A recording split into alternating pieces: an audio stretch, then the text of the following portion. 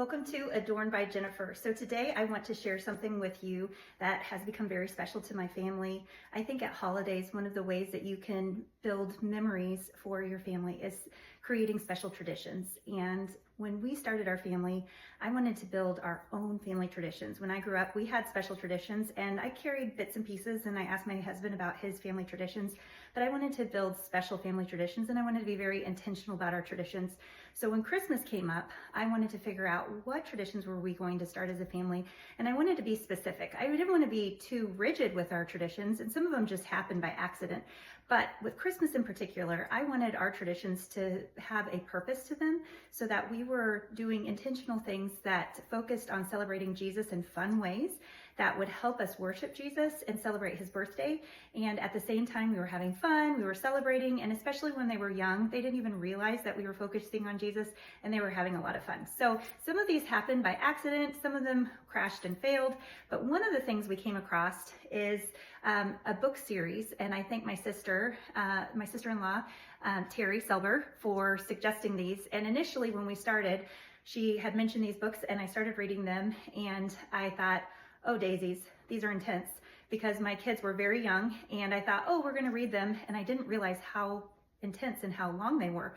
But when I started reading them to my kids, they absolutely adored them. I just didn't realize what an intense commitment I was making to reading them. So I think our first year we started in December 1st, and I think we ended in April, because it was a long commitment of reading to for mommy's sake. But then I realized what I was getting myself into, and then I took it a little bit more seriously. But the reason why I encourage you to do this, that might have scared you away, but the reason why I encourage you to do this is because the kids absolutely love it, and there's really good purpose. So what is it that I'm talking about? They are Advent books that are from the kids' perspective of what it would be like to experience the birth of Jesus. And so, of course, there's some fiction, nonfiction. I always get confused which one is real and which one is fake. But obviously, Jesus's birth is real, so whichever one that is. But it's from a kid's perspective of what it would be like to have been in that era and to have observed. And there's actually a book series, and so there's several books. I have 3, and I don't think I have the 4th, but there's Jotham's Journey there, and we've done that one. That one was our first one, which I didn't realize what an intense journey it was, but it was, and the girls absolutely adored it. Then we did Ishtar's Odyssey, which that took us 2 years to go through, but they loved it, and so we did that. And this year we're going to embark on Tabitha's Travels. So like I said, we've only done 3 of the books so far. We're doing 3 of the books, and it's taken us probably 4 or 5 years to do them. So be gracious to yourself. You don't have to be intense and be rigid with it. You just go on the journeys and the odysseys and all the treks, the passages. There's a 4th one, Bartholomew's Passage. I don't think we have that one yet. And I will try to put links together for that. And then as I was looking at the books, it actually said that there's an Easter one, and I didn't even realize that until I just looked at that. Let's see, I wrote on the notes, Easter is, I wrote Ammon, something about Easter and Ammon. If I see it when I'm posting the links, I will link that too. Who knew? I didn't even know there was an Easter one, but I'm sure it's good, because these are page turning. They are so good. Sometimes I found myself wanting to read them when the kids were at school because they were that good. They are very well written and very, very good. So again, remember that they take some freedom to write them creatively because they're writing them from a kid's perspective. We don't have the biblical perspective, but they're trying to get the kids' creativity to imagine what it would have been like, and it's very well done. So it's a great way to sit at night, to cuddle up. It's a nice alternative to technology, and to have your kids surround you and have a sweet, intentional celebration of Jesus's birth, and your kids will never forget this. And what I would recommend, and I haven't done this yet, but I would recommend getting a copy for each kid so that you can have this, so that when they grow up, they can have their own copies, because my kids love this so much.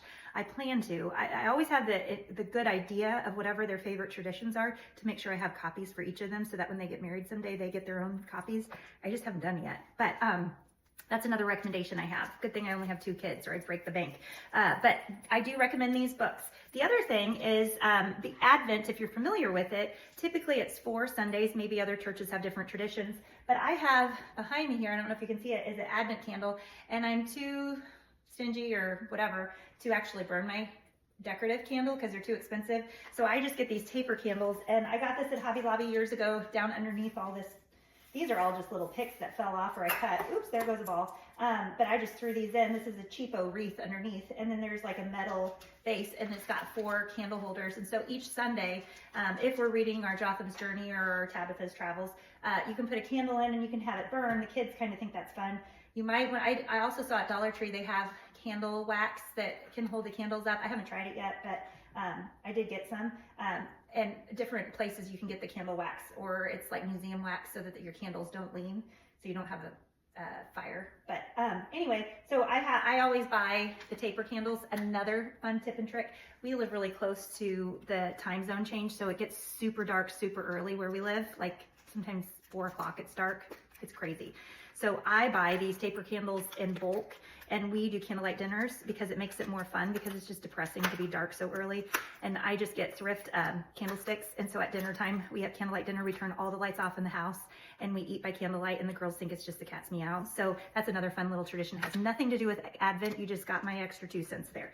So anyway, but this is just another way to celebrate Christ's birthday. Your church might do a special Advent celebration and you can talk about that. But I'm just going to give you a little sneak peek if you're a parent, so you know what you're getting. Now my kids are old enough. I would lose my voice, because my voice after I had COVID has always struggled, especially on a Sunday as a pastor's wife. I always lose my voice almost every Sunday after church from talking so much. But it's got quite a bit of reading, and every week there's a lot of days. And so there's a lot of reading. That's day 1.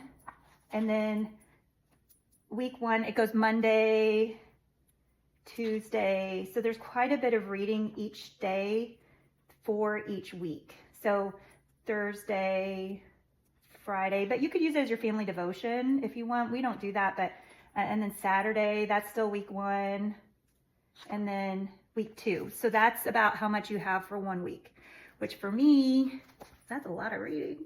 But that might be nothing for you. That might be one night of watching TV. For me, I lost my voice. And as my kids are older, they're actually wanting to read it out loud to us, which is fun. And then we all snuggle up together, and you can pop popcorn, have hot chocolate, create your own traditions, have fun with it, get in your Christmas jammies, do your own thing. So anyway, that is my tip and trick for today. I will post the links. I also was going to show you, this is one of my best sellers. I have made countless ones of these, and when I run out, I run out. So if you want one of these, I just have a few left, and then when I run out, I cannot get any more. But these are necklaces, and they actually, this can come off. It's a charm, and it can be a purse charm that you can clip on a zipper or on the clips of your purse straps. You can clip it to anything, basically, onto another necklace. This can become a lanyard for a name badge or a work ID, or if you're at a conference. This is kind of fun. Gives you another option. I call it the greatest of these is love necklace. I wonder why. Great for Valentine's Day too, but I wear it all year round. You can just wear it with anything, but I find it's really cute with stripes. I always get compliments when I wear it. It's been a bestseller. I made this the first year I started over 5 years ago, and it's still one of my best sellers. I've got my stretch bracelets again, mix and match them. Love it because there's no clasps. You just put them on. You don't have to mess with clasps. These are my personal ones, and I just wear them all the time, and they still look brand new. These are really fun. You can wear them all year round, but they're even great for Valentine's. They're inexpensive, and they're great gifts. This is a ring. I don't make this, but if you're interested, I can get the link. My daughter, I wear this all the time. My daughter gave this to me, but it was from both of my daughters at our date night. So I think that's about it. So this was from Walmart like 5 years ago. I got it during COVID because I felt sloppy, and I wanted to wear it with my stretchy Old Navy dress because I looked frumpy. So voila, you can be frumpy all day long and throw some adornments on, and voila, you look like you done something. So anyway, that is my tip. Those are my tips and tricks. But do you have any favorite traditions for Christmas? I'm always up for new ones. Sorry, my cat doing something under my feet here. But do you have any tips and tricks? Well, do you have any tips and tricks? But do you have any favorite family traditions? I always love new ones, and my girls are at such a fun age. They just love traditions. And so I'm always open for new ones, and I'd love to hear what your family traditions are. Have you had any duds that just don't go well? We had one that we started. It was like an Advent felt thing that we clipped, and we read stories, and it just didn't go well. So we just stopped that. I still have it, but it didn't work. So we just stopped. So do you have any? I'd love to hear it. Okay. Have a good one. Don't forget to check out www.adornedbyjennifer.com. You don't even have to do the W's. adornedbyjennifer.com. And don't forget to share the love. I would so appreciate it if you hit share and make sure you're following. Have a good one. Bye.